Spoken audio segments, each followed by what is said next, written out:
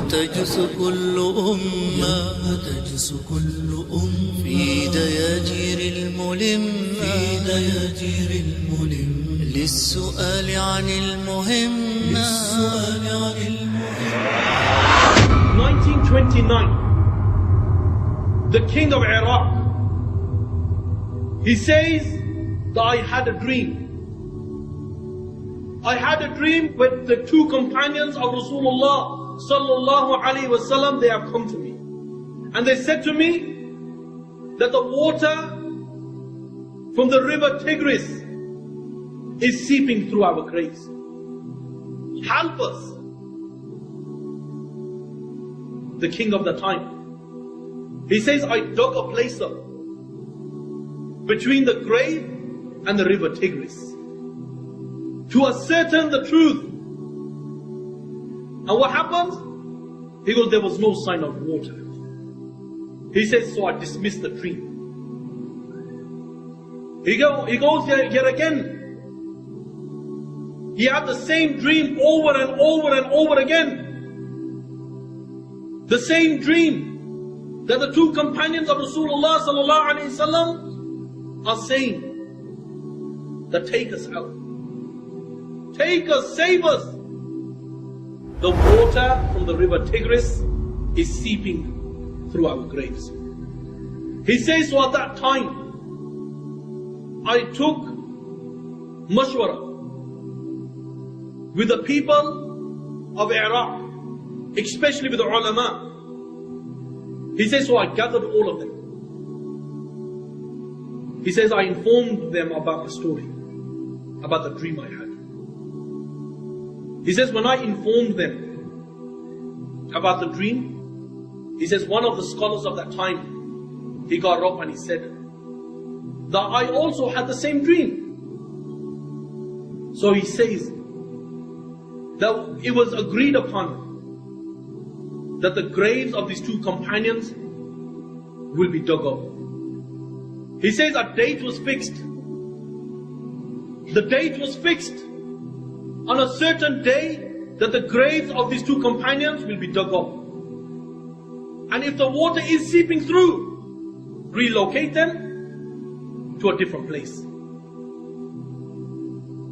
He says that at that time it was close to the season of Hajj.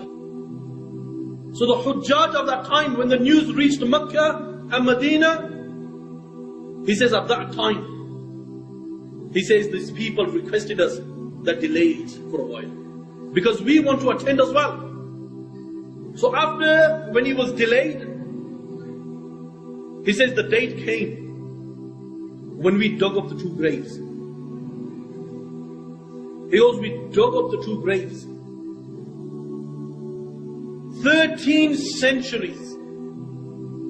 For 13 centuries they were in their grave.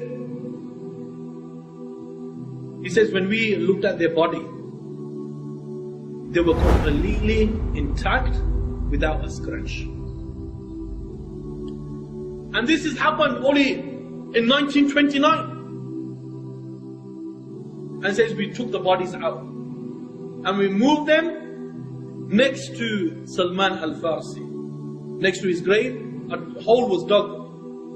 An eye specialist at that time, a non-Muslim of that time, he says, witnessing this, he says, I looked inside the two companions' eyes, and he was an eye specialist.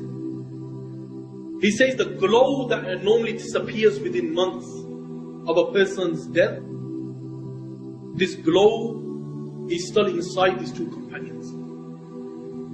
The glow is still inside these two companions. And what was flowing on his lips a couple of seconds after? Ashhadu la ilaha illallah wa ashhadu anna Muhammad Rasulullah. He accepted Islam.